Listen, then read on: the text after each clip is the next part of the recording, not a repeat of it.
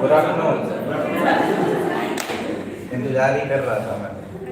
चलिए देखते हैं। जो टॉपिक हम लोगों ने स्टार्ट किया था वो क्या था? एमएसपी। ठीक है, मिनिमम सपोर्ट प्राइस।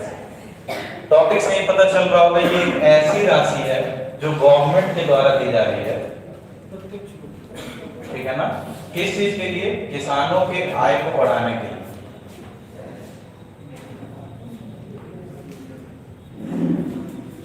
किसानों की आय वर्तमान में ये बहुत ही हॉट टॉपिक है। मोदी जी कई बार बोलते हैं कि हमें किसानों की आय दुगनी करनी है। ठीक है ना? तो उस संदर्भ में इस कदम को हम लोग बहुत महत्वपूर्ण मान सकते हैं कि जैसे किसान है, किसान के पास बहुत ज्यादा ऑप्शन नहीं होता है। ठीक है ना? जब भी मंडी सिस्टम की आप बात करोगे, एक किसान है उत्पादन लेकर के गया, तीन चीजें होती हैं।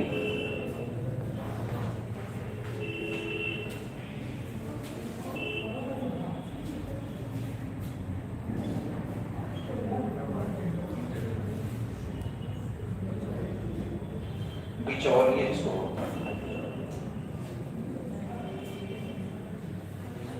एग्रीकल्चर मार्केटिंग सिस्टम की जब भी आप बात करोगे, किसान क्या करता है? जब भी अपने उत्पादन को बेचता है तो उसे उचित मूल्य प्रदान नहीं हो पाता है।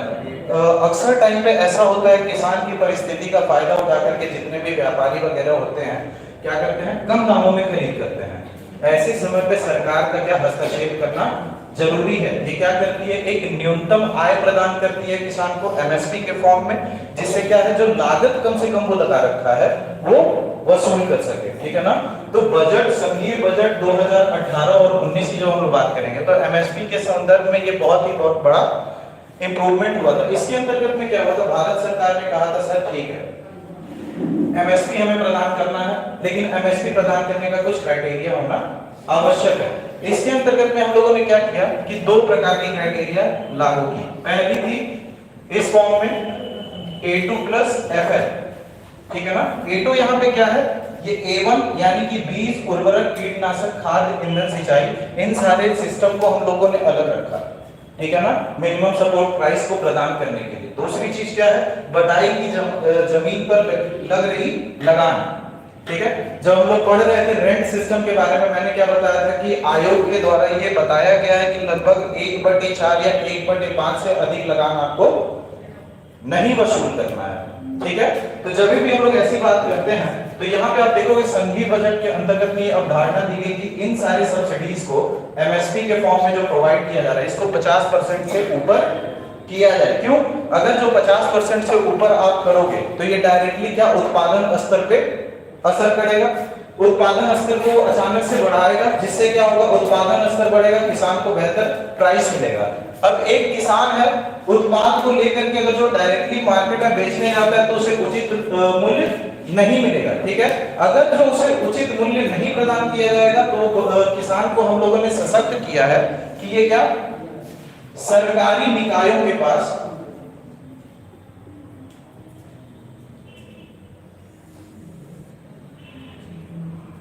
उनको बेच सके। अभी सरकारी निकायों के पास क्या है, जैसे मार्केट में अगर जो उसने उत्पादन में 10 रुपए लगाया है, मार्केट में उसे 8 ही रुपए मिल रहा है।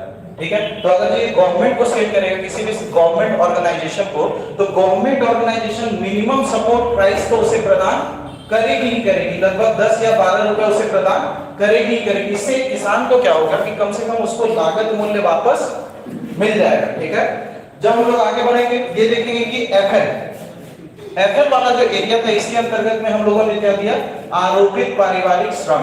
क्योंकि जब भी आप कोई भी काम करोगे, मैंने बताया है 4 चीजें जरूर लेंगी, लैंड, लेबर, कैपिटल, एंटरप्रेन्योर। तो ये जो लेबर कॉस्ट होता है ना, हमारे देश में किसानी का स्तर क्या है, मैक्सिमम जो फार्मर्स हैं 85% ऑफ फार्मर वो लघु है, छोटे हैं। ठीक है ना, तो उनका उत्पादन स्तर किस तरीके से बढ़ता है, वो सारे के सारे परिवार, चाचा मामा काका सारे के सारे एक ही खेत में लगे हुए हैं, समझ रहे हो आप। तो इसमें हम लोग श्रम को ना अच्छे से जोड़ नहीं पाते हैं। और सबसे प्लस पॉइंट की गांव में कार्य कर रहे जो मुखिया होते हैं, ठीक है ना, परिवार के अध्यक्ष होते हैं या फिर मुखिया होते हैं, सर्वे सर्वा होते हैं, उनकी जो लेबर कॉस्ट होती है वो किसी भी कुशल मजदूर के बराबर होनी चाहिए। ठीक है, तभी हम आय के तौर पे उन्हें न्याय प्रदान कर सकेंगे, सोशल जस्टिस दे सकेंगे।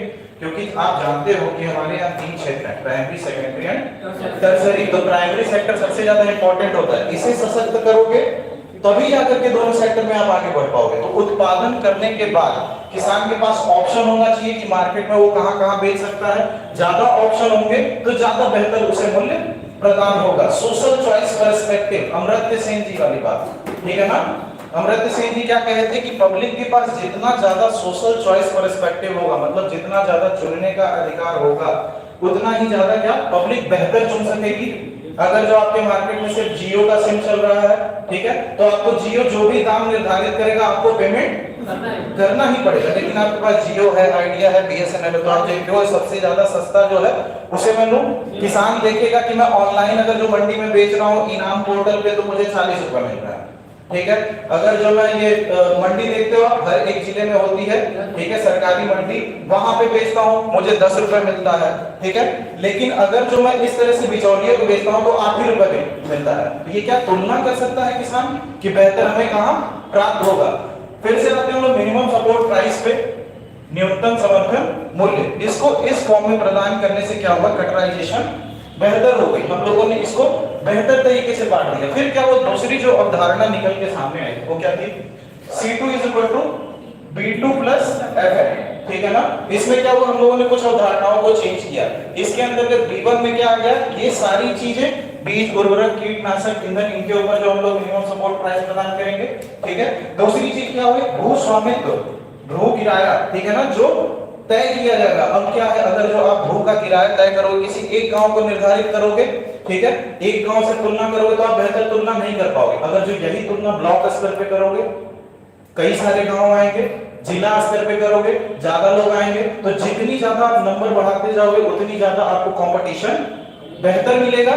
समझ रहे हो। तो ऐसे कंडीशन में क्या होता है, गवर्नमेंट ने ये क्राइटेरिया निकाला जिसके अंतर्गत में एफएल, आप जान रहे हो ये क्या है, आरोपित पारिवारिक श्रम। तो ये डायग्राम बना लीजिए, बन गया है। तो ये डायग्राम बना लीजिए, उसके आगे मैं बताता हूं, इसको थोड़ा सा क्लीन कर देता हूं।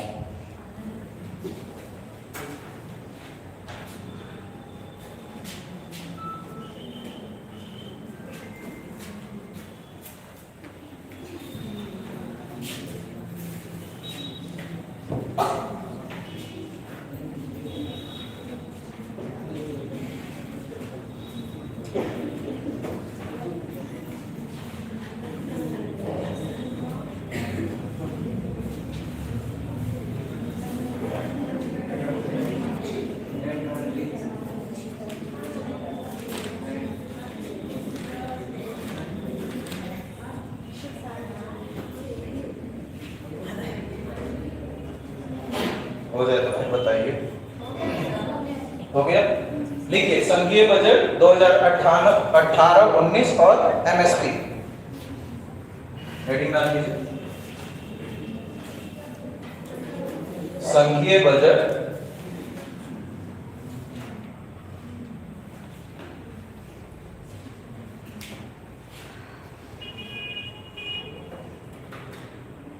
कृषि कार्य को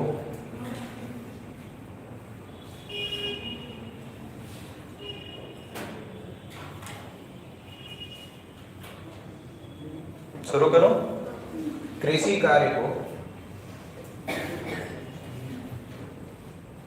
आर्थिक रूप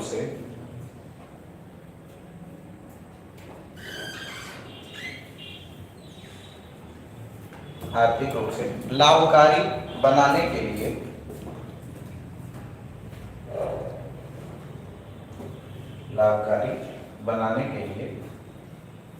सरकार द्वारा 2018-19 में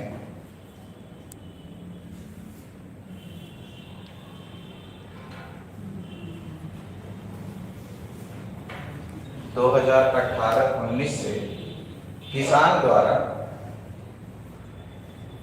उत्पादित अनाजों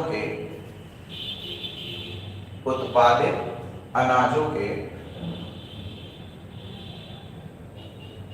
एमएसपी को उनके लागत मूल्य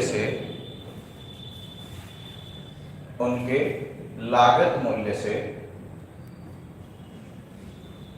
50% अधिक रखने को कहा गया।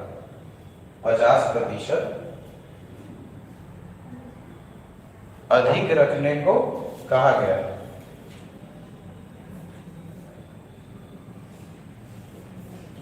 भारत ने इस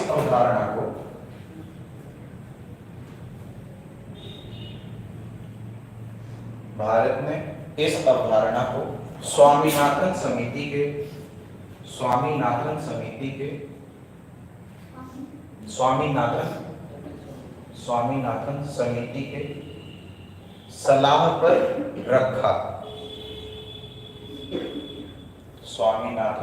के सलाह पर रखा। ब्रैकेट में 2004 लिख लीजिएगा, 2004 ब्रैकेट में लिख लीजिएगा। अब देखिए क्या कहा गया 2018-19 में कि लागत मूल्य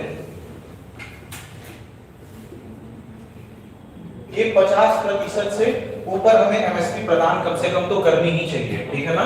तो ये लागत मूल्य फाइंड आउट करने के लिए क्राइटेरिया हम लोगों ने अभी देखा कि कैसे हम लोग फाइंड आउट करेंगे। उसका क्राइटेरिया क्या था? पहला A2 + FL, जितना आप लगा रहे हो लॉजिस्टिक्स, जितना भी आप फैक्टर कॉस्ट लगा रहे हो, जितना भी आप लागत लगा रहे हो, प्लस जितना आरोपित श्रम है, ठीक है ना, आरोपित श्रम, इन सबको जब आप जोड़ोगे उत्पादन के ऊपर जितना खर्च आएगा, ठीक है, उसके 50% से ऊपर एमएसपी होना चाहिए। दूसरा क्राइटेरिया क्या होता है? C2 के आधार पे फैक्टर कॉस्ट आप कैसे लगाएंगे, लागत मूल्य कैसे निकालेंगे? A1 यानी कि जितना बीज, उर्वरक, कीटनाशक, इन सारी चीजों पे खर्च हो रहा है, प्लस भूमि के स्वामित्व किराया, मान लो किसी से आप टेनेंट फार्मर हो, काश्तकार हो, तो किसी न किसी को लगान दोगे, ठीक है ना।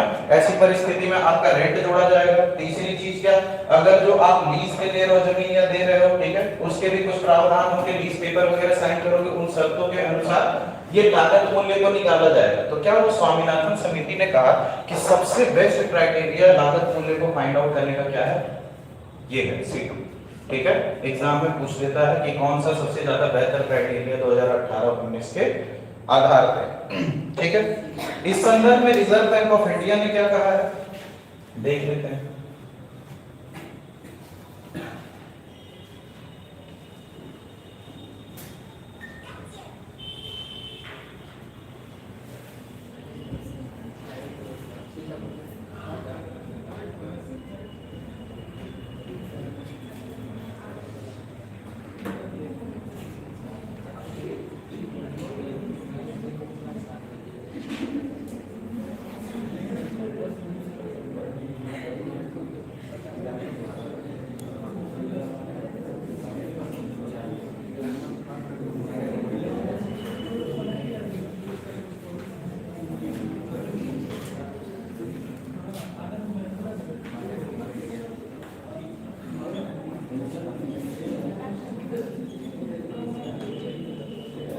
सरकार जब भी बात करती है किसानों की आय को बढ़ाने के लिए, तो क्या होता है, ये हमेशा इस चीज पे वर्क करना चाहती है, किसानों के आय पे। दूसरा चीज क्या होता है हमारा, कि कृषि का उत्पादन स्तर बढ़ना चाहिए। जाहिर सी बात है, अगर जो उत्पादन स्तर बढ़ेगा तो ज्यादा से ज्यादा पैसे आएंगे किसान के पास। ठीक है, उत्पादन स्तर बढ़ाने के लिए क्या है, हम एमएसपी प्रदान कर रहे हैं कि जिन जिन अनाजों के प्रति हम एमएसपी प्रदान करेंगे तो मोटिवेट होकर के लोग वही करेंगे। तो जैसे ही हम लोग एमएसपी प्रदान करते हैं ना, उससे क्या होता है, कृषि की उत्पादकता बढ़ती है। जाहिर सी बात है, एक किसान है, पहले जो अपनी फसल को बेचता था तो कम से कम हो पाता था, अब एमएसपी के बाद वो ज्यादा पाएगा तो किसानी पे ज्यादा निवेश करेगा।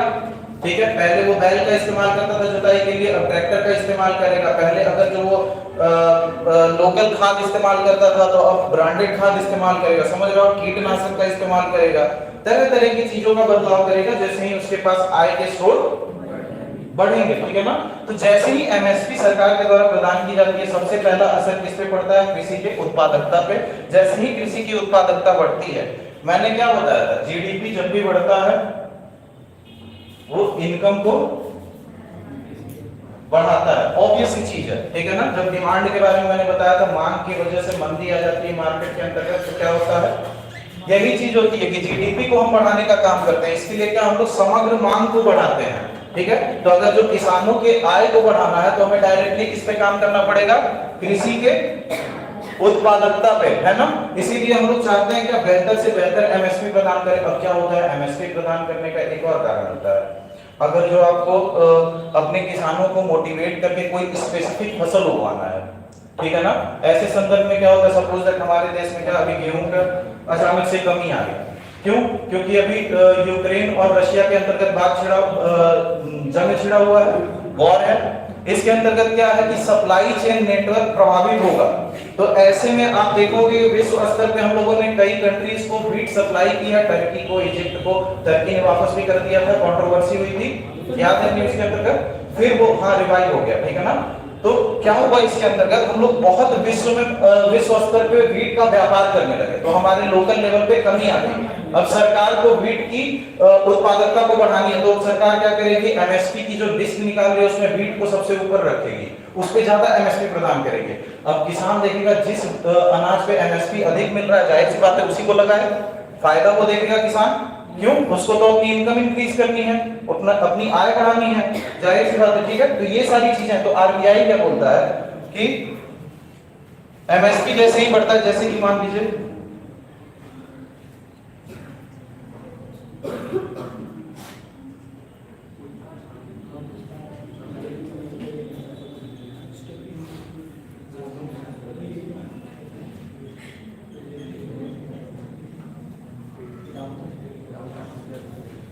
देखिए, जैसे सरकार क्या है, अगर जो कोई योजना चलाती है, ठीक है, जो प्रत्यक्ष रूप से किसानों के आय को बढ़ा रही है, जैसे कि पीएम आशा की बात कर लेंगे आप, जिसमें डायरेक्ट सब्सिडी प्रोवाइड करी जाती है। इसके बाद हम लोग उस योजना को डिस्कस करेंगे। ठीक है, इसके अंतर्गत में मान लीजिए मनरेगा एक स्कीम है जिसके तहत सरकार रोजगार प्रदान कर रही है किसानों को। किसान क्या है, सीजनल बेसिस पे एम्प्लॉय है, क्या, जब मौसमी रोजगार मिलता है उनको, अभी फसल लगानी है, अभी कृषि है, बाकी उसके बाद फ्री हो जाते हैं मैक्सिमम लोग। कटाई के समय में मजदूरों की संख्या अधिक डिमांड पड़ती है, आप समझ रहे हो ना। तो कृषि उत्पादन स्तर को बढ़ाने के लिए अगर जो सरकार किसी योजना का इस्तेमाल करती है, इससे क्या होता है, वो डायरेक्टली किसानों के इनकम को इंप्रूव कर देता है। जब किसानों का इनकम इंप्रूव होगा तो अगेन वो क्या, बेहतर निवेश कर सकेंगे मार्केट में। समझ रहे हो आप, ये सारी चीजें, तो इसको लिख लीजिए थोड़ा सा 2 लाइन। एमएसपी के सकारात्मक पहलू,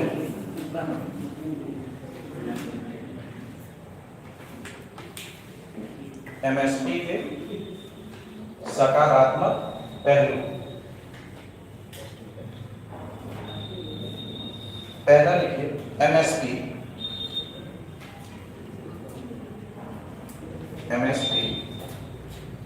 छोटे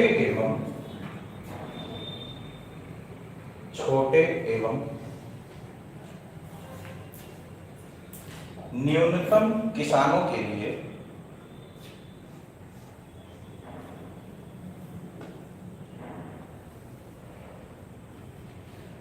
छोटे एवं न्यूनतम किसानों के लिए अति आवश्यक है, अति आवश्यक है। इसकी मदद से वे नई तकनीकों का प्रयोग कर सकते हैं।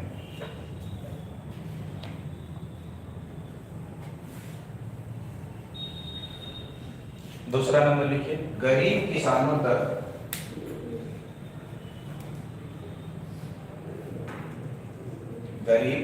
तक आय पहुंचाने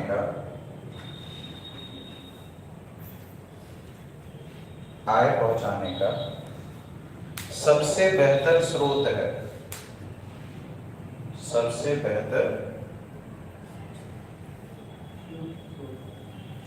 है। एमएसपी की अहम भूमिका, तीसरा पॉइंट है।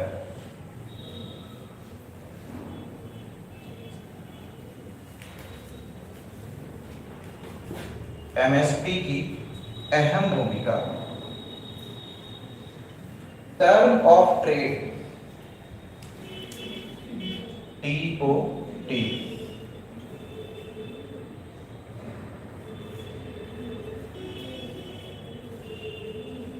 एमएसपी की अहम भूमिका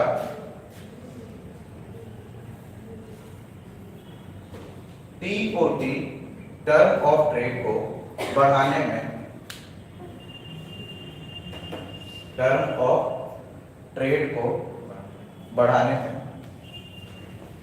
मदद कर सकती है।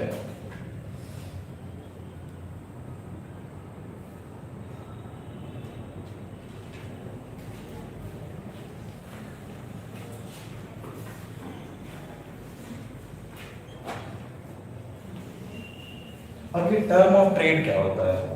अब ऐसी वस्तुएं जो कि निर्भर हैं कृषि रिलेटेड उत्पादों पे, जैसे पार्ले जी बिस्कुट बनानी है, कंपनी है, उसको आटा, मैदा, ये सारी चीजें चाहिए होगी, चीनी चाहिए होगी, कृषि के उत्पादन से मिलेगा। लॉजिस्टिक्स इंडस्ट्री, जैसे पैकिंग इंडस्ट्री टोमेटो सॉस बना रहा है तो उसको टोमेटो तो चाहिए होगा, बिना उसके सॉस कैसे बनाएगा, ठीक है ना? तो उसको क्या चाहिए? प्राइमरी प्रोडक्ट चाहिए। तो ऐसे जो भी इंडस्ट्रियल मटेरियल होते हैं,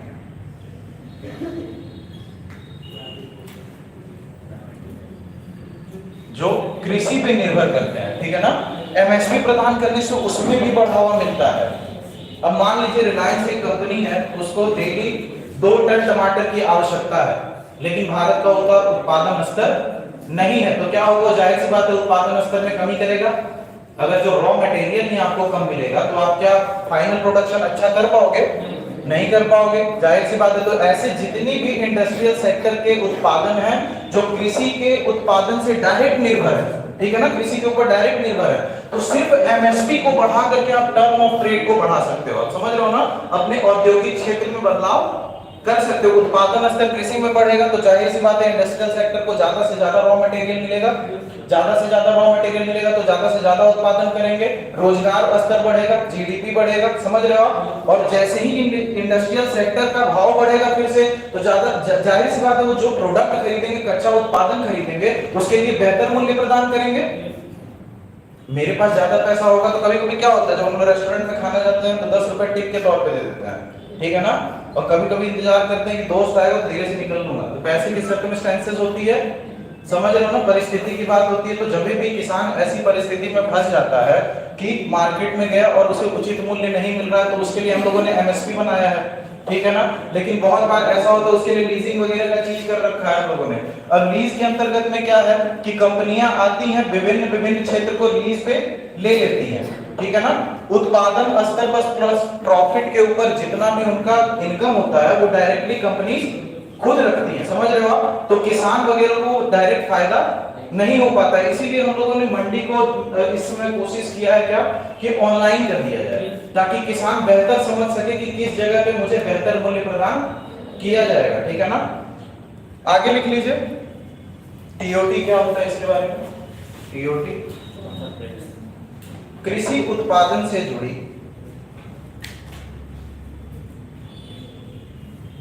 टीओटी के बारे में बता रहा हूं, कृषि उत्पादन से जुड़ी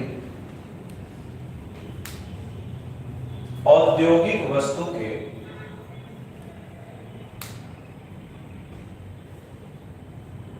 मूल्य से औद्योगिक वस्तु के मूल्य से जुड़ा है।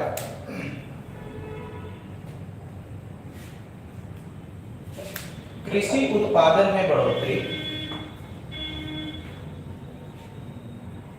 कृषि उत्पादन में बढ़ोतरी किसानों के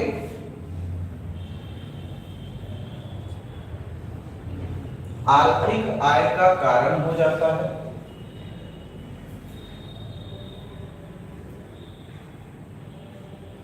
आर्थिक आय का कारण हो जाता है, अर्थात टीओटी को बढ़ाकर, टीओटी को बढ़ाकर किसानों की आय को बढ़ाया जा सकता है।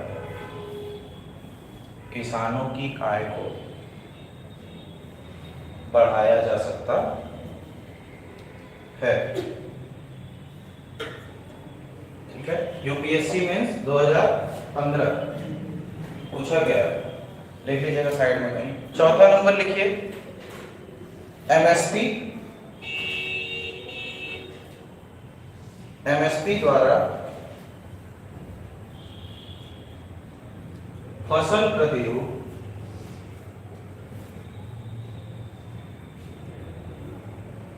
एमएसपी द्वारा फसल प्रतिरूप क्रॉपिंग पैटर्न, ब्रैकेट में लिख लीजिएगा,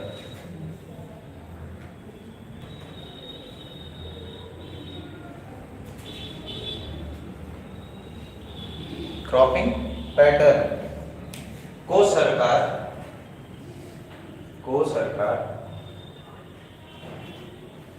आवश्यकता अनुसार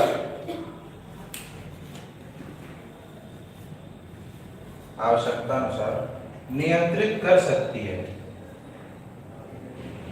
आवश्यकता अनुसार नियंत्रित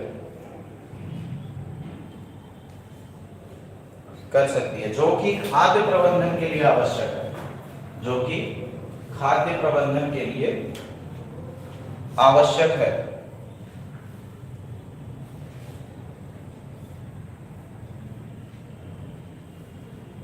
दो टॉपिक जो है हमारे देश में इस समय काफी बहस में है।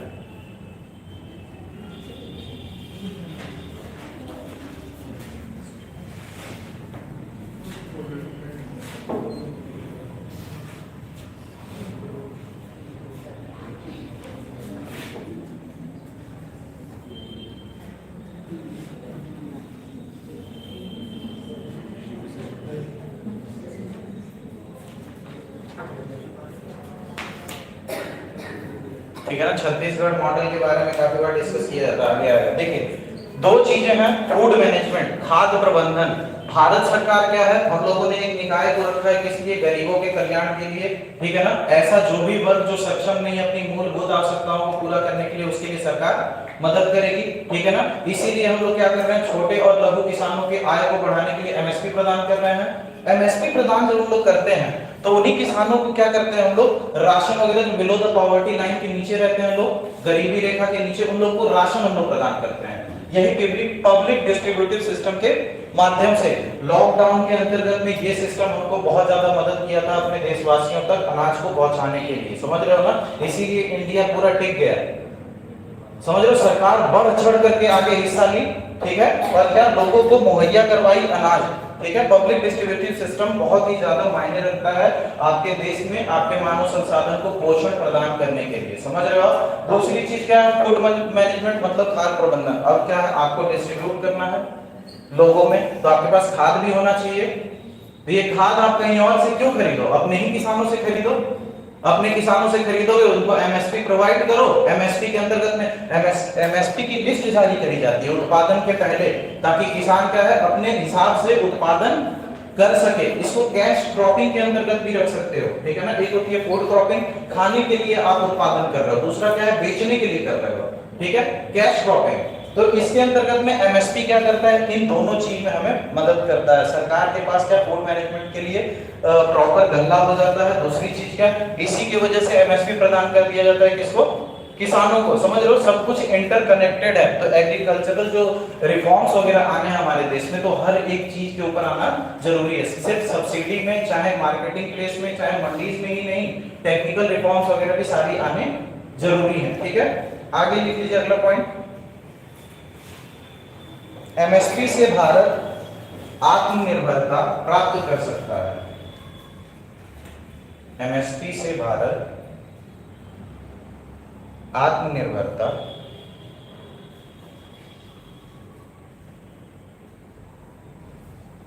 प्राप्त कर सकता है। लास्ट पॉइंट लिख लीजिए। चुने हुए अनाजों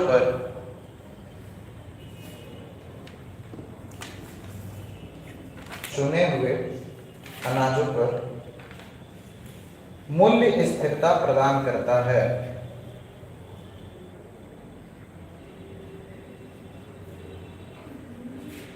मूल्य स्थिरता प्रदान करता है। ठीक है, ये सारी बातें तो हो गई एमएसपी के फेवर में कि एमएसपी क्यों देना चाहिए। लेकिन एमएसपी बहुत ज्यादा विवाद में भी रहता है, क्योंकि ये डायरेक्ट सब्सिडी है, यूनिलैटरल ट्रांसफर, डायरेक्टली आपके क्या फिस्कल डेफिसिट को बढ़ाएगा, है ना। तो इसलिए हमेशा कंट्रोवर्सी में रहता है। तो कुछ कारण हैं जिनकी वजह से ये हमेशा आलोचना में रहता है। हेडिंग डालिए एमएसपी की आलोचना। एमएसपी की आलोचना।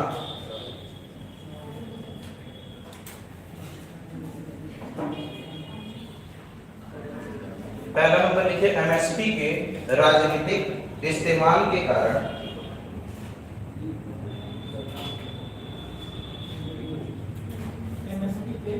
एमएसपी के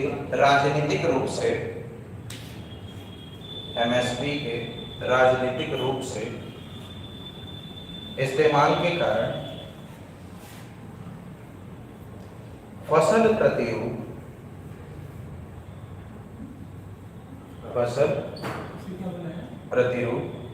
कहां पे छूटा बता रहा हूं, शुरू से बता देता हूं। एमएसपी के राजनीतिक इस्तेमाल के कारण फसल प्रतिरूप प्रभावित हो रही है। फसल प्रतिरूप प्रभावित हो रही है।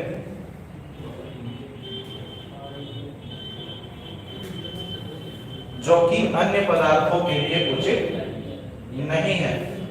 जो कि अन्य पदार्थों के लिए उचित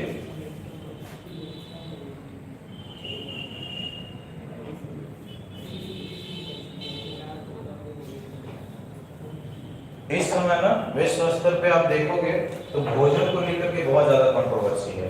एक चीज होती है माल न्यूट्रिशन, जिसको बोलते हैं कुपोषण, आपको पोषण पूरी तरीके से नहीं मिल रही है। दूसरी चीज क्या है, ओबेसिटी।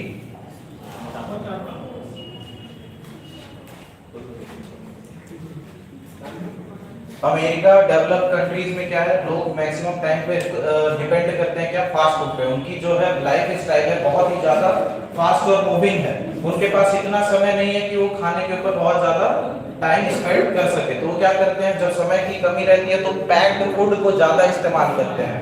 इसकी वजह से उनके देश में क्या, ओबेसिटी की मात्रा बहुत ज्यादा बढ़ रही है। हमारे देश के अंतर्गत में क्या है, बहुत सारी जनसंख्या के ऐसे लोग हैं जो पूरी तरीके से पोषित नहीं हो पा रहे हैं। मैटरनिटी रिलीफ, प्रधानमंत्री मैटरनिटी रिलीफ, उसके अंतर्गत में जो गर्भवती महिलाएं हैं उनको विशेष रूप से पोषण का ध्यान देते हैं हम लोग। उनको आयरन वगैरह की टैबलेट और जो पोषण के लिए तत्व आवश्यक होते हैं वो सरकार की तरफ से मुहैया कराए जाते हैं।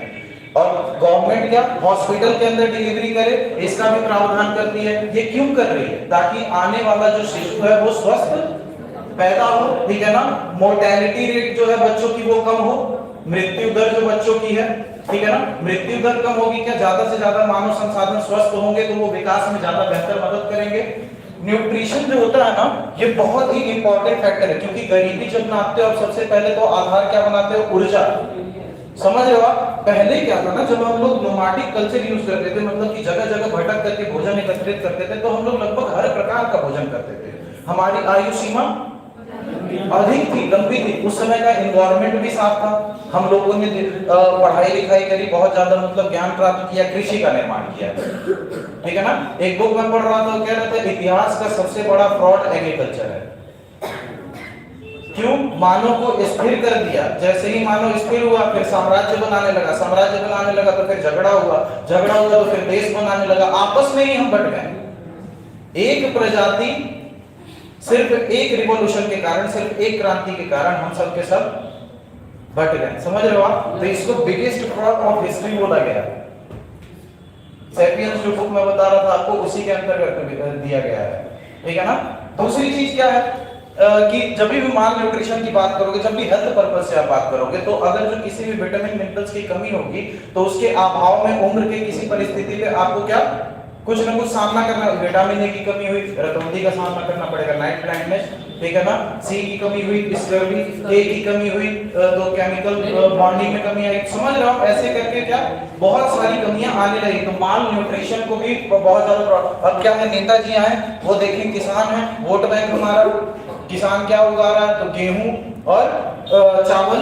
और वो क्या किया, एमएसपी जो प्रोवाइड करा रहे हैं, किस पे करा रहे हैं, गेहूं और चावल पे। किसान दाल, दलिया, भुट्टा, ये सारी चीजें छोड़ करके सिर्फ इन्हीं चीजों को उगाने लगा। इससे क्या हुआ, आपके देश का क्रॉपिंग पैटर्न जो है वो खराब हो गया, ठीक है ना। अब क्या है, अब दाल का उत्पादन कम होगा, जाहिर सी बात है दाल की कीमत बढ़ेगी। समझ रहे हो? इससे क्या होता है, मार्केट भी बायस्ड हो जाता है, कुछ जो चीजें हैं वो ज्यादा, और महंगा होने के कारण गरीब और उन तक नहीं पहुंच पाता है।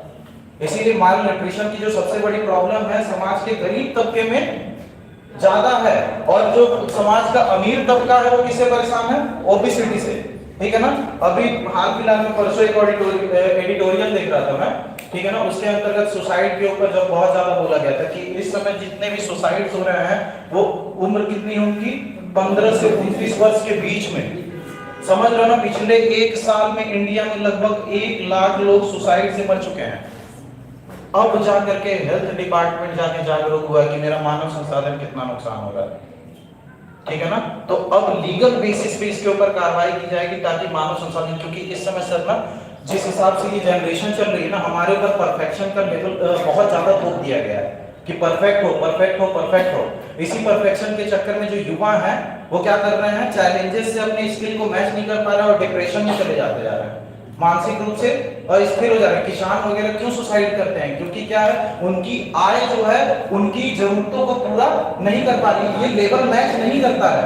समझ रहे हो आप ना। तो आप जब भी ऐसा पाते हो कि हम जो सामने परिस्थितियां आ रही हैं उनका सामना पूर्णतया नहीं कर सकेंगे, तो अंतिम उपाय हमें क्या दिखता है, समझ रहे हो, इसी चीज को माइंड से निकालनी है। समझ रहे हो, एक व्यक्ति है अगर जो 15 से 29 साल की उम्र में मर जा रहा है, आप समझो 15 साल तक या 20 साल तक आपने उसको खिलाया पिलाया, अब उसकी उम्र आ रही है क्या, उत्पादन करने की, जीडीपी में कंट्रीब्यूट करने की, उसकी लाइफ चली गई। अगर जो आईएएस वगैरह जो भी मतलब गवर्नमेंट लॉजिस्टिक्स है, इनको इतना क्यों सपोर्ट किया जाता है, इनके ट्रेनिंग और पढ़ाई पे ना खर्च किया जाता है गवर्नमेंट। अभी आप सेलेक्ट होगे तो आपको 3-4 साल के ट्रेनिंग के थ्रू गुजरना पड़ेगा, आपके ऊपर निवेश किया जाएगा, आपको और बेहतर बनाया जाएगा ताकि आप जाए जब सोसाइटी में तो हर एक तरह के चैलेंजेस के लिए रेडी हो। समझ रहे हैं आप, यही है एजुकेशन, ये आपको हर पल स्ट्रॉन्ग बनाता है। जितनी जाती चीजें, मल्टी डायमेंशनल सोच होना क्यों आवश्यक है, ताकि जब भी आपको ऐसा लगे कि एक रास्ता बंद हो रहा है तो आपके पास दूसरा रास्ता खुला होना चाहिए। लेकिन इसका मतलब ये नहीं कि 10-15 लक्ष्य बना लेना, लक्ष्य तो एक ही होना चाहिए। समझ रहे हो, तो ये सारी चीजें हैं। तो एमएसपी की आलोचना इस चीज पे ज्यादा लेके बोला गया क्योंकि राजनीतिक रूप से ज्यादा मोटिवेटेड होता है। गवर्नमेंट क्या करती है, गवर्नमेंट वोट बैंक देखती है कि गरीब किसान हमारा वोट बैंक है, उनको बहला फुसला करके क्या पर्टिकुलर किसी अनाज पे हमको सब्सिडी प्रोवाइड करते हैं। इससे क्या होता है, जो क्रॉपिंग पैटर्न होता है देश का वो प्रभावित होता है। दूसरा लिख लीजिए, एमएसपी के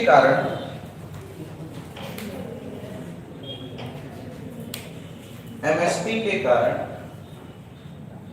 बड़े किसानों को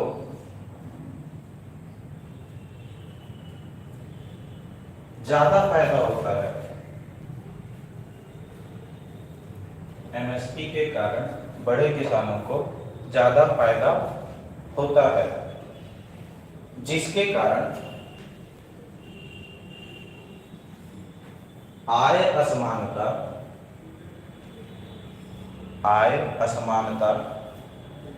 बढ़ती जाती है।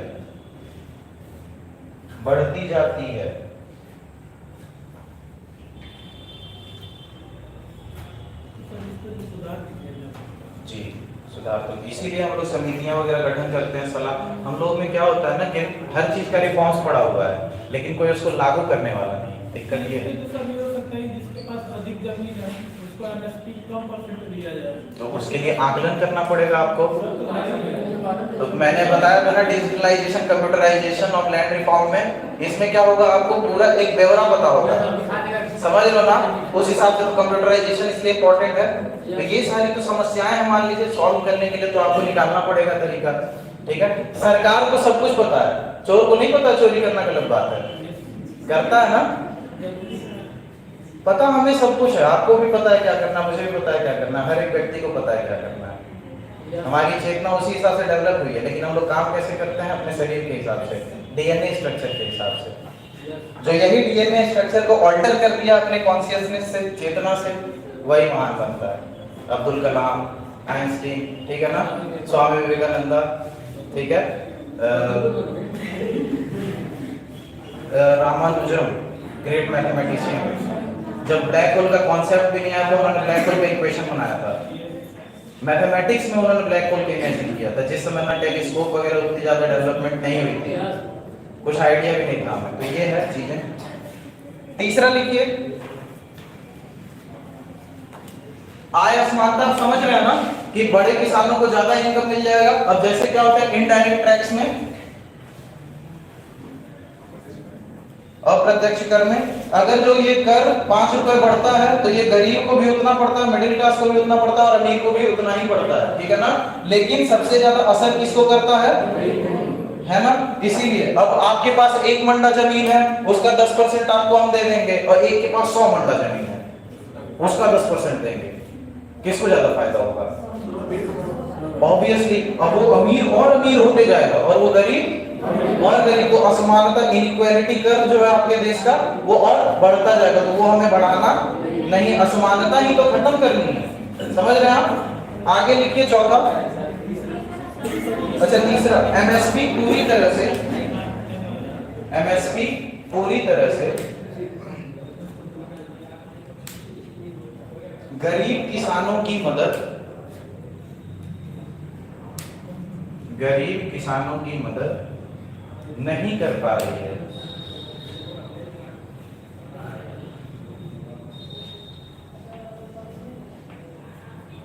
किसानों में,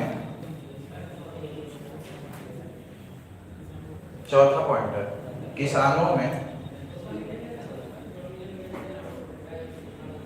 भुगतान प्राप्त करने में, किसानों में भुगतान प्राप्त करने में भी समस्याएं आने लगती हैं, भी समस्याएं आने लगती हैं, जैसे देर से भुगतान आदि, जैसे देर से भुगतान आदि।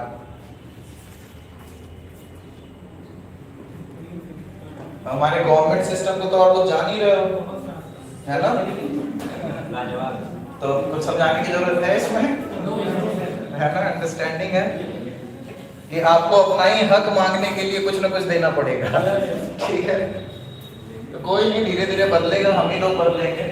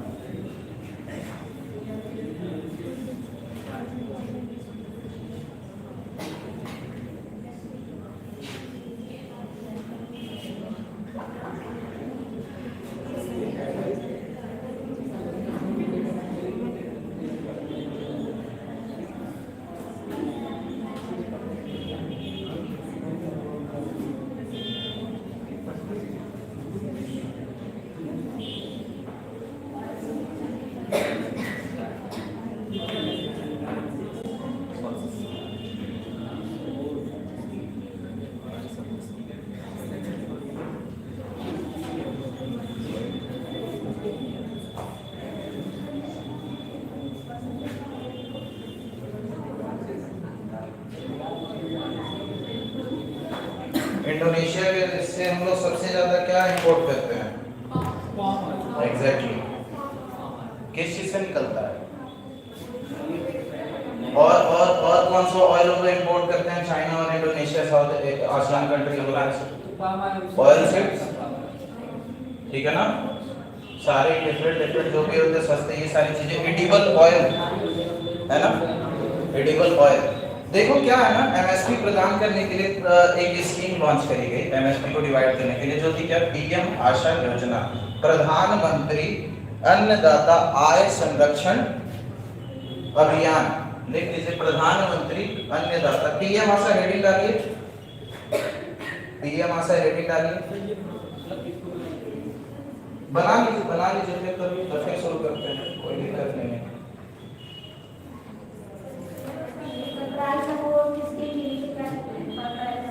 पीएम आशा योजना, पीएसएस, प्राइस सपोर्ट स्कीम, ठीक है, जिसमें पल्सेस है, दाल, ऑयल सीड, कोपरा, ठीक है। अगर मूल्य एमएसपी से कम है तो किसान सरकारी निकायों में अपने उत्पादन बेच सकते हैं, ठीक है ना। प्राइस डिफिशियंसी पेमेंट स्कीम, इसमें ऑयल सीड को रखा गया, और क्या? पॉइंट टू प्राइवेट प्रोक्योरमेंट, इसमें भी ऑयल सीड को रखा गया।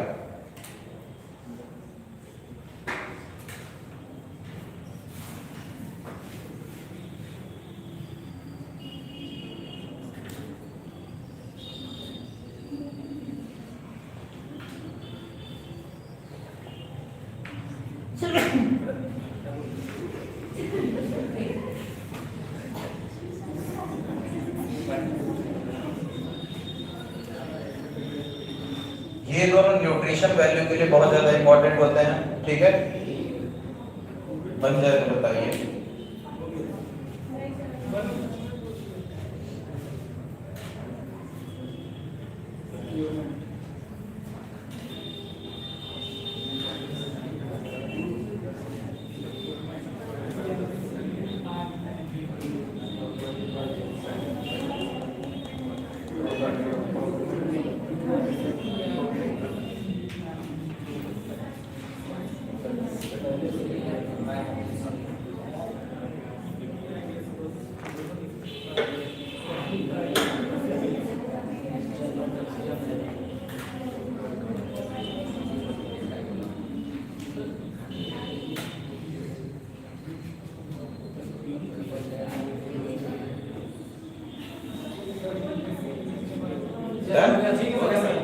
देखिए अब क्या हुआ, एमएसपी एक अहम मुद्दा था, ठीक है। 2018-19 के बजट में भी हम लोगों ने देखा, तो प्रधानमंत्री जी ने देखा कि कुछ फसलों पे क्या है, हमारी डिपेंडेंसी अधिक है।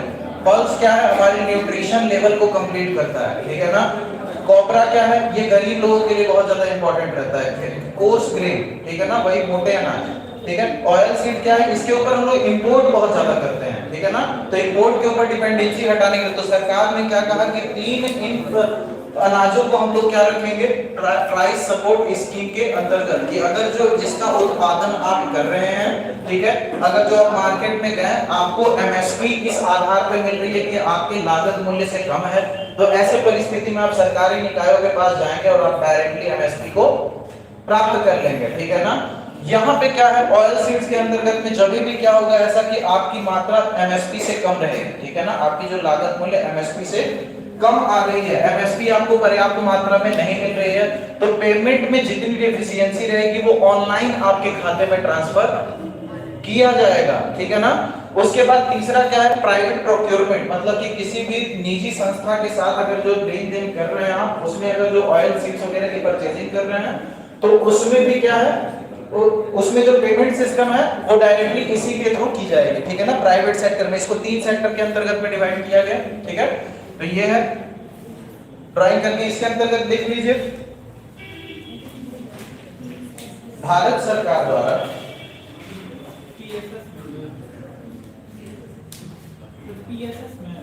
नहीं पीएम आशा, ये पूरा लिखा है, भारत सरकार द्वारा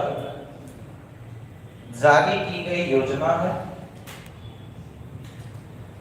भारत सरकार द्वारा जारी की गई योजना है, जो एमएसपी को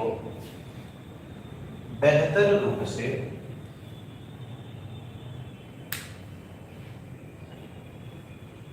एमएसपी को बेहतर रूप से लागू करने के लिए बनाया गया है।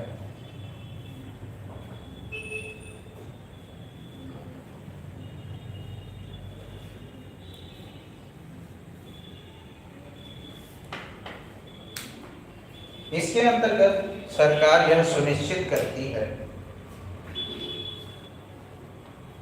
इसके अंतर्गत सरकार यह सुनिश्चित करती है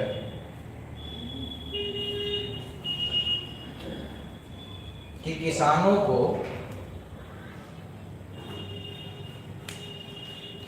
को दाल ऑयल सीड कोपरा, यहाँ तीनों लिखा हुआ पल्सेस ऑयल सीड कोपरा पे एमएसपी प्रदान कर सके।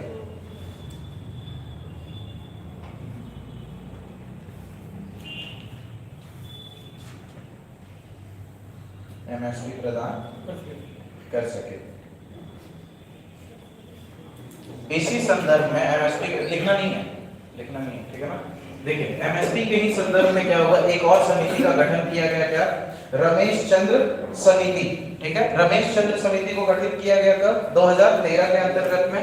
इन्होंने क्या कहा कि सर अगर जो एमएसपी को सुचारू रूप से आपको चलाना है तो इसमें कुछ बदलाव करने आवश्यक है। फार्मर को क्या ना सोशल चॉइस पर्सपेक्टिव मिलना चाहिए, चुनने की आजादी होनी चाहिए। अब क्या होता है, किसान जैसे ही मंडी में जाता है, बिचौलिए सामने आते हैं, उनके साथ क्या करते हैं, कम भाव में लेते हैं सामान और क्या अधिक भाव में उपभोक्ता को बेचते हैं। अब मार्केट में गेहूं बिक रहा है कितना, 20 रुपए किलो, और किसान बेच रहा है कितना, 10 रुपए किलो। अंतर है दोनों में, ठीक है ना। ये जो फायदा बिचौलिए ले रहे हैं बिना मेहनत के, वो किसको मिलना चाहिए, किसानों को। एपीएमसी एक्ट जो लागू किया था नरेंद्र मोदी जी ने, इन्हीं बिचौलियों को हटाने के लिए किया था, ठीक है ना। लेकिन हम लोग समझ नहीं पाए सही से, लेकिन इसलिए कोई दिक्कत नहीं है, मोदी जी ने उस एक्ट को वापस ले लिया, ठीक है ना। तो हर एक अधिनियम और योजना बनाने के पीछे कुछ ना कुछ उद्देश्य होता है। इसी योजना को आप देखोगे तो इसमें क्या 3 फसलों को आप चुन रहे हो, ठीक है ना। यार इससे क्या होगा, पल्सेस के उत्पादन में बढ़ोतरी होगी, ठीक है ना। पल्स क्या है, दाल महंगे मिलते हैं, ज्यादा उत्पादन होगा, इनके दाम में कमी आएगी, ठीक है। तो गरीब वगैरह क्या दाल का सेवन ज्यादा करेंगे तो उनकी माल न्यूट्रिशन वाली प्रॉब्लम कम होगी, प्रोटीन मिलेगा इससे। दूसरी चीज ऑयल सीड इंपोर्ट के ऊपर हम लोग ज्यादा निर्भर हैं। इंपोर्ट में क्या आपको ज्यादा फॉरेक्स रिजर्व खाली करना पड़ रहा है, ठीक है ना। तो फॉरेक्स रिजर्व वो भी बचेगा आपको इंपोर्ट के ऊपर जो आप खर्च कर रहे हो, ठीक है। और दूसरे मैकेनिज्म के अंतर्गत में हम लोगों ने क्या किया, इसमें क्या है ना, अगर जो किसान जा रहा है डायरेक्टली मंडी के अंतर्गत, अगर जो एमएसपी से कम है तो ऑटोमेटिकली एमएसपी के बराबर उसको प्रदान किया जाएगा, ठीक है ना।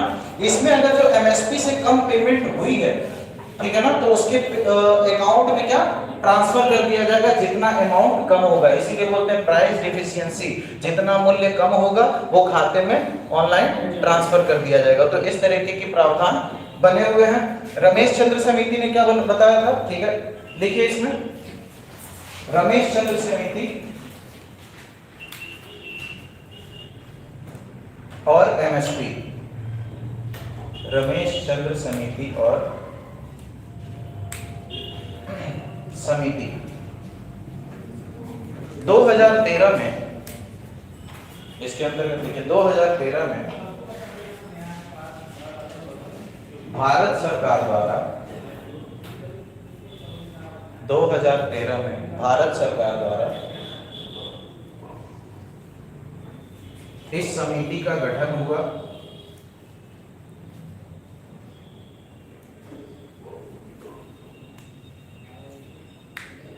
जो कि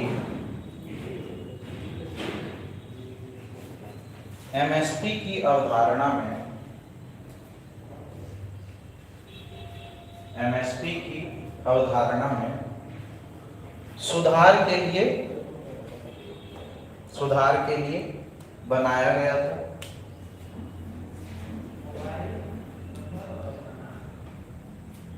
समिति द्वारा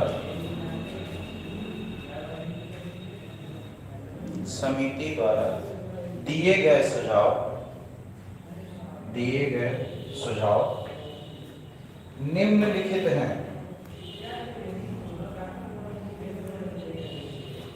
पहला नंबर निम्नलिखित है। पहला नंबर कृषि उत्पादों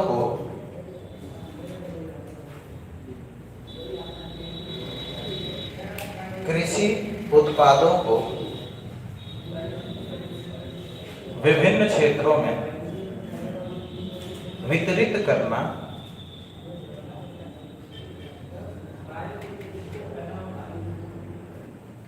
कृषि उत्पादों को विभिन्न क्षेत्रों में वितरित करना अत्यंत मुश्किल कार्य है।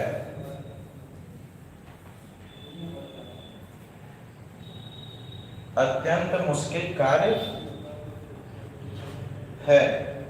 इसलिए इस समिति ने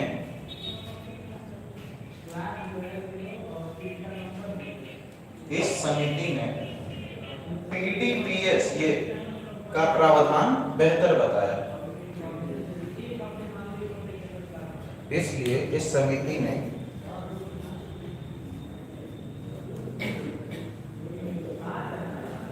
पीडीपीएस का प्रावधान बेहतर बताया। ठीक है, पूर्ण विराम। इसके अंतर्गत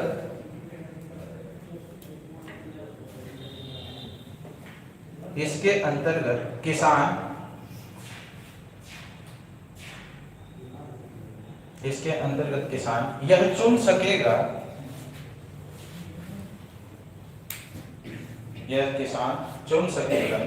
कि वह अपना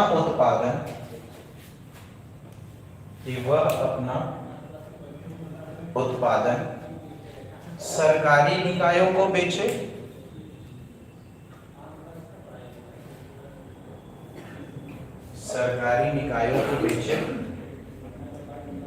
या फिर खुली मंडी में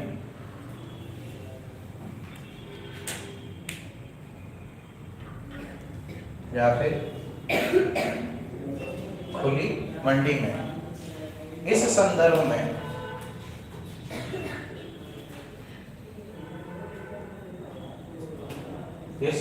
में यदि किसान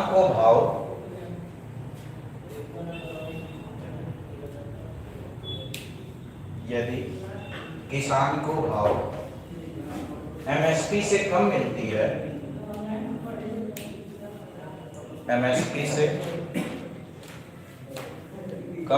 है, तो भुगतान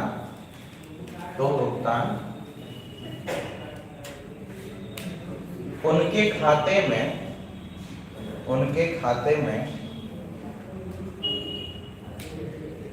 प्रदान कर दिया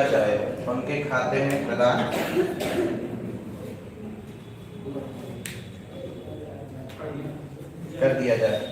इस संदर्भ में एक राज्य मध्य प्रदेश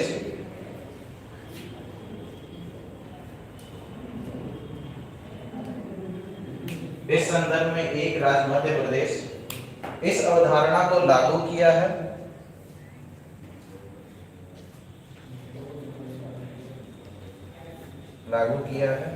जो कि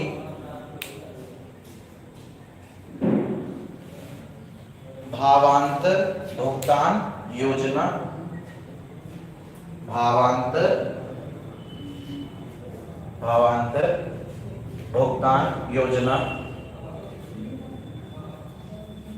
2015 के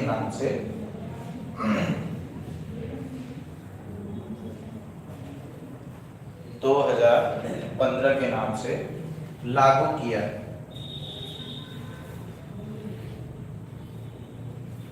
किस फसल के संदर्भ में थी? कॉटन के। ठीक है ना, कॉटन लिख लीजिएगा, कॉटन के संदर्भ में था एमपी। अब इसके अंतर्गत में क्या हुआ, सबसे पहली जो सलाह दी गई रमेश चंद्र जी समिति के द्वारा, ये बताया गया सर कि देखो क्या है ना कि अगर जो ये आप सिस्टम रखते हो तो ये क्या करेगा, आपके क्रॉपिंग पैटर्न को भी प्रभावित करेगा। ठीक है ना, तो और भी सारे नुकसान है इसके। डायरेक्टली हम लोग इस पे काम करते हैं, क्या, किसान को फ्री रखो, भैया क्या है कि एग्रीकल्चर जो प्रोडक्ट है उनको अगर एक स्थान से दूसरे स्थान में जाना है तो आपको लॉजिस्टिक की आवश्यकता पड़ेगी, ट्रक ट्रैक्टर ये सारी चीजें, रोड अच्छी होनी चाहिए मालगाड़ी वगैरह पहुंचाने के लिए। इससे क्या होता है ना कि आप ट्रांसपोर्टेशन से बचने के लिए आप क्या करते हो, नजदीक में ही कहीं व्यापार कर लेते हो। तो इसमें क्या होता है, समिति ने बताया कि फार्मर के पास हमेशा चयन करने का स्वतंत्रता होना चाहिए कि वो गवर्नमेंट के निकायों को बेचे या फिर ओपन मार्केट में। In the condition open market में बेचता है, उसको एमएसपी से कम वैल्यू प्रदान होती है तो जो भुगतान है उसके खाते में डायरेक्ट ट्रांसफर कर दिया जाएगा। ठीक है ना, एमपी गवर्नमेंट ने किया है, ये मैंने लिखवाया नहीं। दूसरा लिख लीजिए,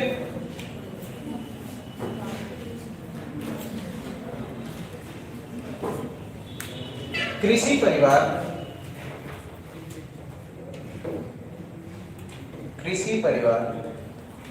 के मुखिया की आय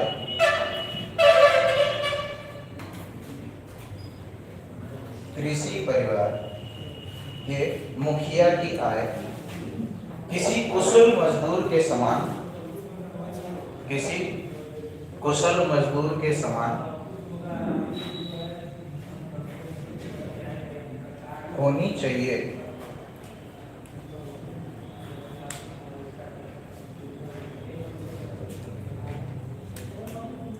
एमएसपी का निर्धारण करने के लिए, तीसरा पॉइंट है, एमएसपी का निर्धारण करने के लिए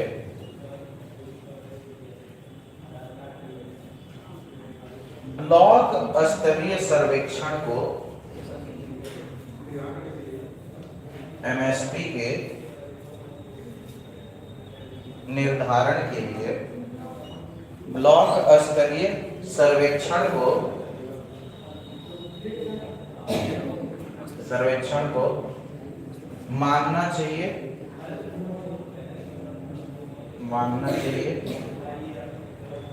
न कि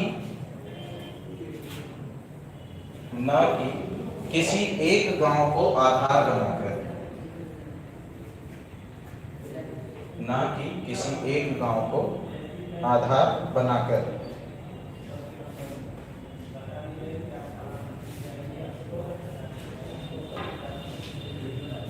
भूमि पे किराया, अगला पॉइंट है भूमि पे किराया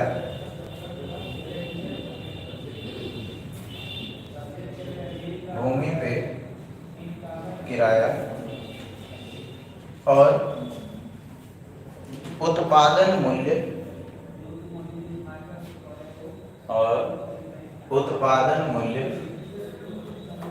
वर्तमान मूल्य के आधार पर होना चाहिए।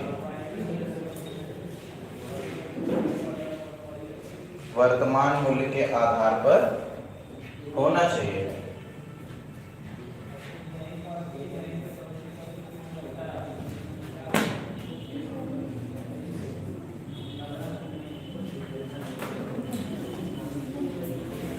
सीएसीपी, लास्ट पॉइंट लिख लीजिए, सीएसीपी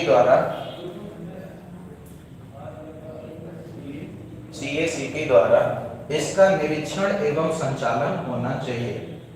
सीएसीपी द्वारा इसका निरीक्षण एवं संचालन होना चाहिए।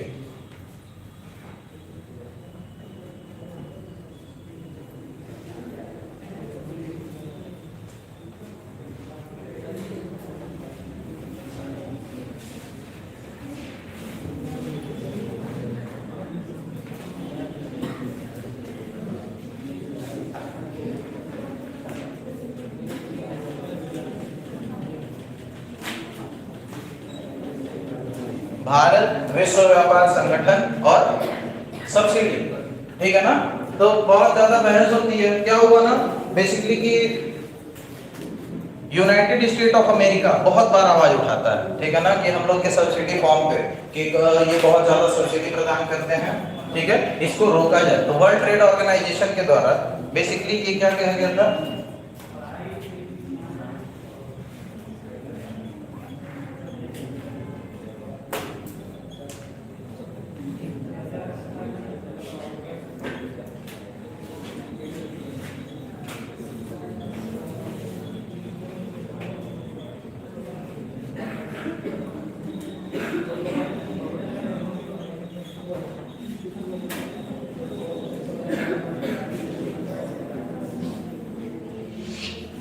देखिए हुआ क्या था, पूरा सीन मैं बताता हूँ।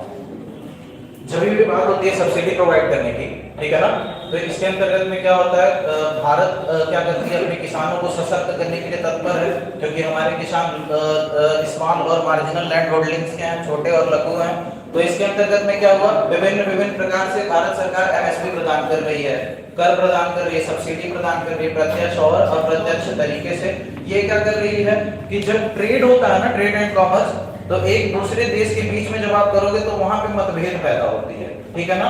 तो उसको संतुलित करने का काम है वर्ल्ड ट्रेड ऑर्गेनाइजेशन का। वर्ल्ड ट्रेड ऑर्गेनाइजेशन के सामने वैसे बार बार ये पक्ष रखता है कि वर्ल्ड ट्रेड ऑर्गेनाइजेशन ने क्या, जितनी भी विकसित देश हैं वो कितने % की सब्सिडी प्रोवाइड कर सकते हैं, 5% की।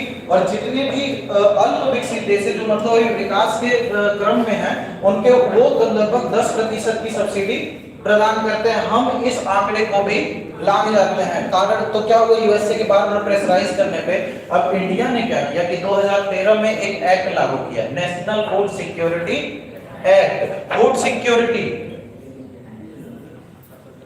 सिक्योरिटी समझ रहे हो आप ना, खाने की आवश्यकता।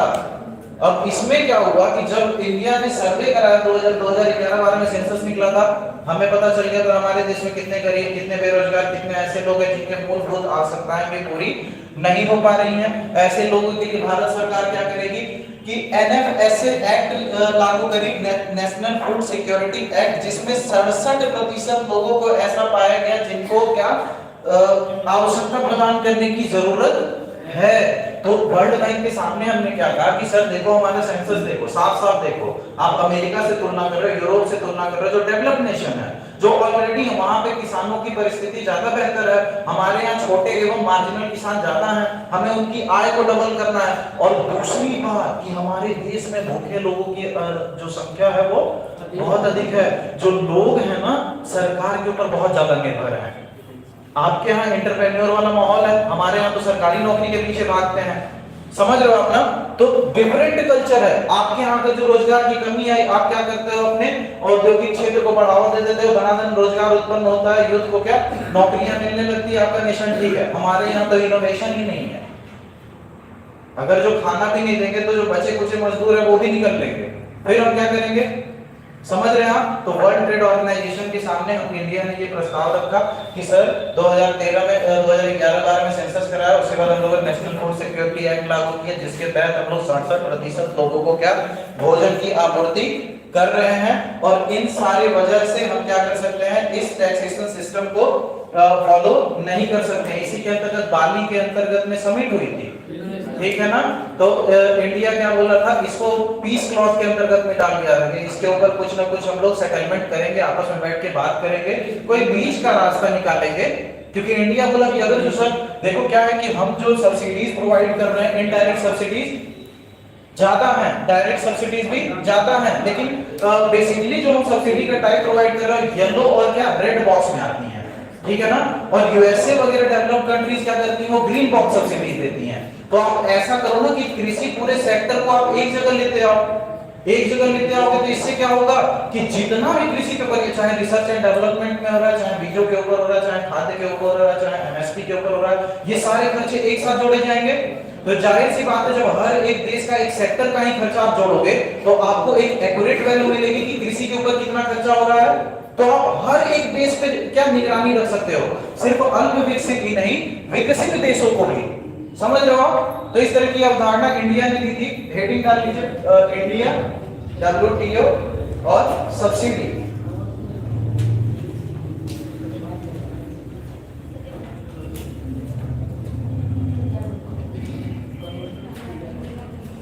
इंडिया, WTO और सब्सिडी। इसमें लिखिए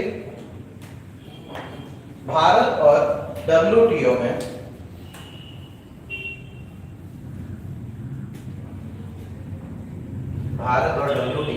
सब्सिडी को लेकर विवाद देखा जाता है।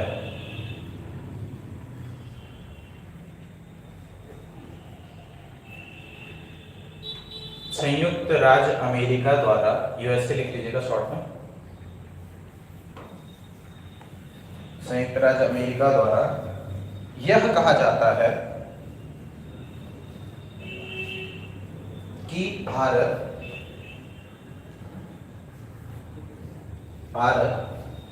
निर्धारित स्तर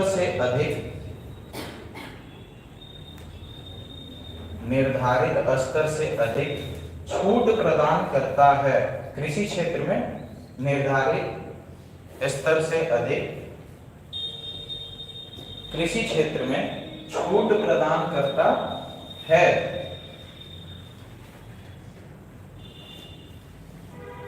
यह ध्यान देने योग्य है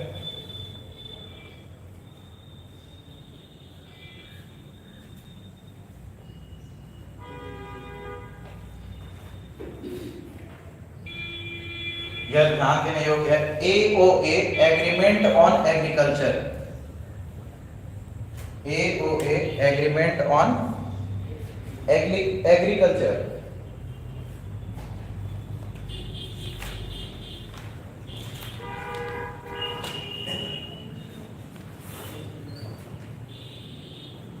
यह ध्यान देने योग्य है AOA, जो कि 1994 में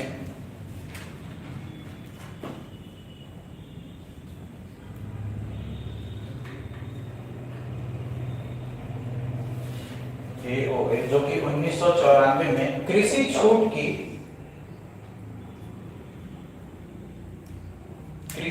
की ऊपरी सीमा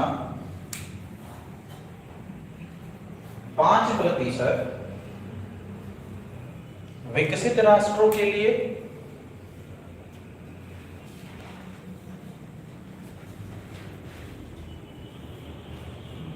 और 10% अल्प विकसित राष्ट्रों के लिए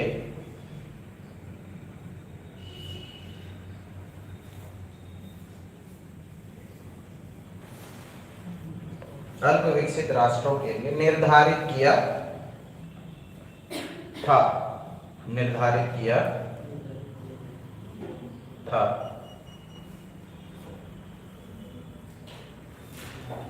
2013 में, पैराग्राफ चेंज करके लीजिएगा, 2013 में बाली में 2013 में बाली में मंत्री परिषदीय, ठीक समझ रहे हो ना? हाँ, सम्मेलन, मिनिस्ट्रियल सम्मेलन में इस विवाद को उठाया गया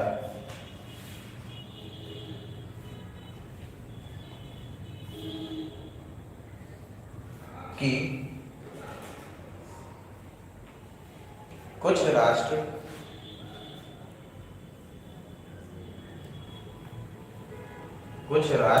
कृषि उत्पादकता बढ़ाने के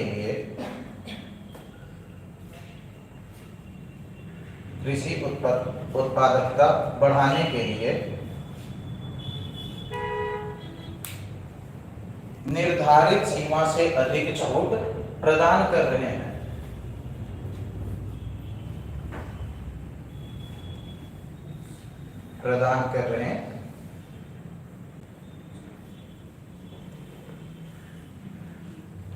तत्पश्चात 10वें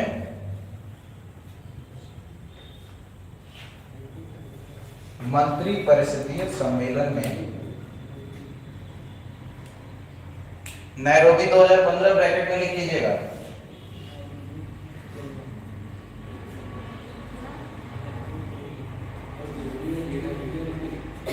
नैरोबी 2015 10वें मंत्री परिषदीय सम्मेलन 2015 में इसका कोई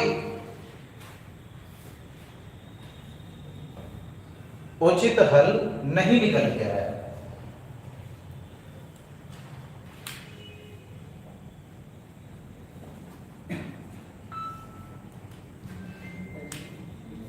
और 11वें मंत्री स्तरीय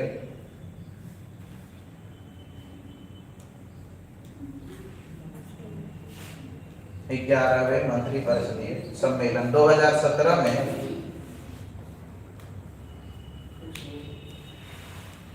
कोई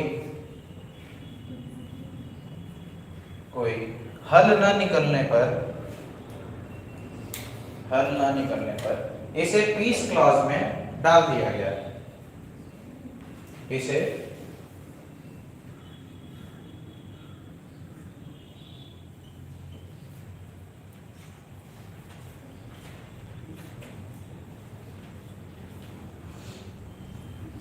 पीस क्लॉज में डाल दिया गया।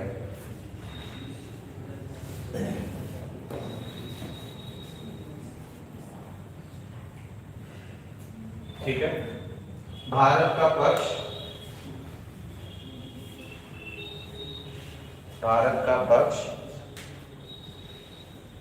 या WTO को सलाह, अब भारत इसमें क्या क्या सलाह दे रहा है? कह रहा है सर अगर जो परमानेंट सॉल्यूशन निकालना है तो आपको इन बिंदुओं पे ध्यान देना पड़ेगा। ठीक है, पहला नंबर लिखिए, कृषि छूट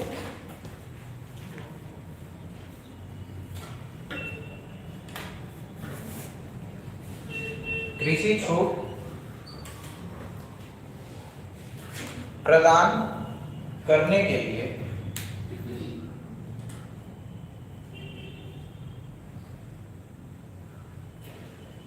हायर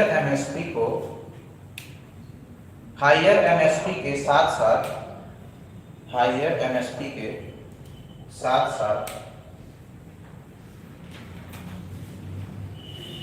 हरी पेटी छूट को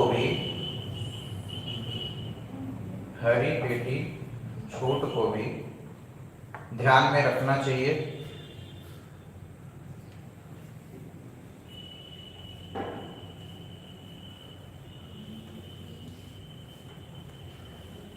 दूसरा नंबर लिखिए, अगर कोई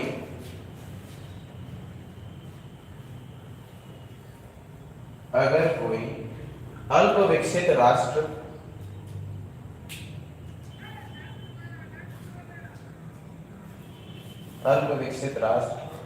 अपने किसानों के आय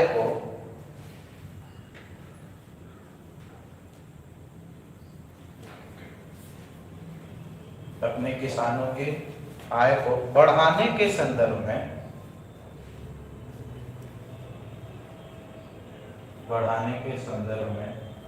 MSP प्रदान करता है,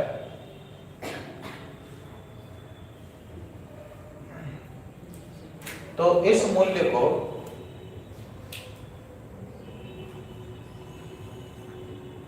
AMS का भाग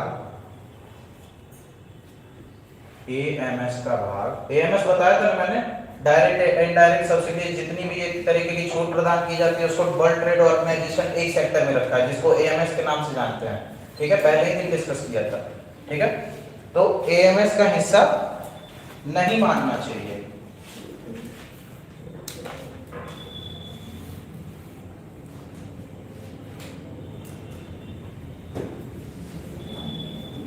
तीसरा लिखिए, ERP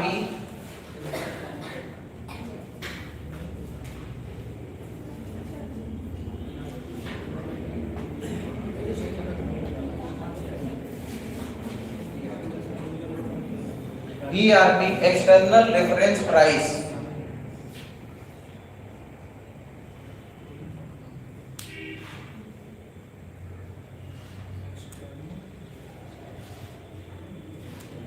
ERP के संदर्भ में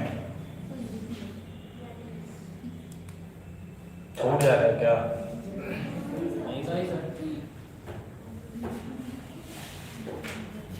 ERP एक्सटर्नल रेफरेंस प्राइस के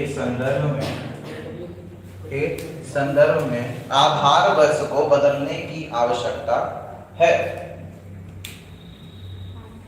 ERP के संदर्भ में आधार वर्ष को बदलने की आवश्यकता है।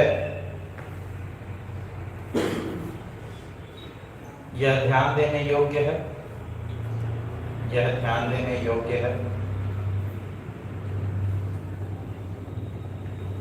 कि ईआरपी निकालने के लिए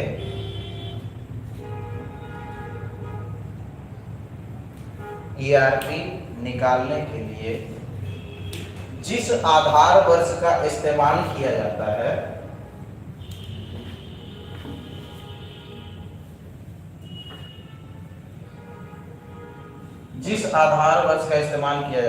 वो 1986 से 88 है। 1986 से 88 है,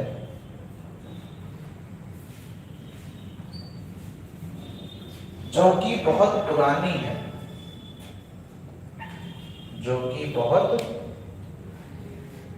पुरानी है, ठीक है। क्या बताया इंडिया ने? सबसे पहली चीज कि एमएसपी या फिर प्रत्यक्ष कर जो प्रदान किए जा रहे हैं, कोई ऐसा अल्प विकसित देश है जो उत्पादन स्तर को बढ़ाने के लिए नहीं बल्कि अपने किसानों की आय को बढ़ाने के लिए सब्सिडी प्रदान कर रहा है, तो ऐसे सब्सिडी, ऐसे छूट को आप क्या इसमें काउंट नहीं करोगे। दूसरा, जो आपको ईआरपी जोड़ने की जो आपकी प्रक्रिया है, एक्सटर्नल रेफरेंस प्राइस, इसी के आधार पे हम लोग नापते हैं कि कौन लिमिट से अधिक दे रहा है। एमआरपी होता है देश के अंतर्गत, एक्सटर्नल रिटेल प्राइस कहां पे होता है? बाहर, ठीक है। तो वर्ल्ड ट्रेड ऑर्गेनाइजेशन इसको करने के लिए जो आधार वर्ष इस्तेमाल करता है वो क्या है? 1986 और 1988, जो कि बहुत पुराना है। जाहिर सी बात है, अगर जो आप ये तुलना करोगे कि 1945 में एक कार की कीमत कितनी थी और आज कितनी है, तो बहुत ज्यादा अंतर मिलेगा कि नहीं? 1 लाख में मर्सिडीज वगैरह ले लोगे इस समय नैनो भी लेंगे, ठीक है। हाँ, 1 लाख में, 8 लाख में है यार, मैं 1 लाख की बात कर रहा हूँ। उतने में मतलब आजादी के समय, हाँ वही ना, तो है चीजें। अगर जो आप तुलना करने के लिए आधार वर्ष ही बहुत नीचे का लोगे तो आपको मापदंड बहुत ज्यादा ऊपर मिलेगा। तो भारत कह रहा है कि इसको रिवाइज करने की जरूरत है, ठीक है ना। अगला जो टॉपिक है आपको वो एग्रीकल्चरल मार्केट को लेकर के है, ठीक है ना, जो कृषि का मार्केटिंग सिस्टम है उसके ऊपर है। अब कृषि मार्केटिंग सिस्टम के अंतर्गत में क्या होता है?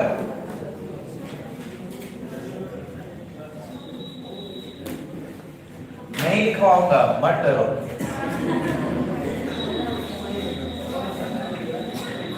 तुम्हें लोग तो कह रहे थे कि लिखना है, अभी तो कुछ नहीं है, 9 पेपर एक साथ देने रहते हैं। मैराथन है पूरा, रेडी करो अपने आप को।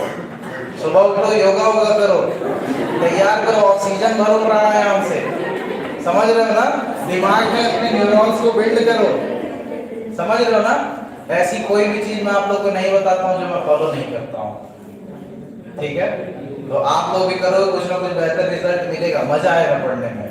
बर्डन लेके मत पढ़ो कि हिस्ट्री भी पढ़नी है, पॉलिटी भी पढ़नी है, अरे यार ये भी पढ़ना है, वो भी पढ़ना है। उठाओ, देखो उसमें लिखा क्या है, कारण क्या है उसके पीछे, ठीक है ना।